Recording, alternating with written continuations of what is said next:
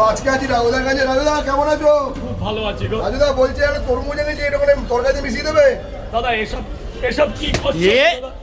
এগুলো কি আমাকে কি ব্যবসাটা করতে দেবে?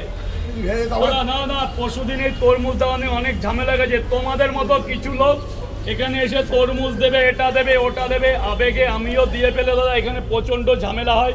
এবং আমি আমার পরিবার, এই ব্যবসাটা আমাদের যৌথ ব্যবসা। আজ আমার মা, আমার ওয়াইফ আমার প্রতি ক্ষিপ্ত, পুরো পাবলিক আমার বোঝে এটা তো একটা পরোটার তরকারি, আলু সোয়াবিনের তরকারি, এর মধ্যে তরমুজ কেন দেবো?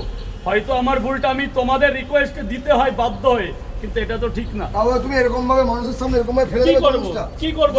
মাথায় মুখে বলতে পারতে। আমি তো বারবার বলছি বারবার বলছো না, এগুলো এগুলো কি করো নোংরা না, এগুলো করো না, না, এগুলো ঠিক আমি না। তো একটা মানুষ, হ্যাঁ বারবার প্রতিনিয়ত বারণ করছি, আর তোমরা এনে রিকোয়েস্ট করছো। আমি কোথায় যাবো? তাহলে আমি ব্যবসা শুরু বন্ধ করে বাড়ি চলে যাই। আজকে আমাকে 9টায় ডেকেছে, তোমরা কি জানো?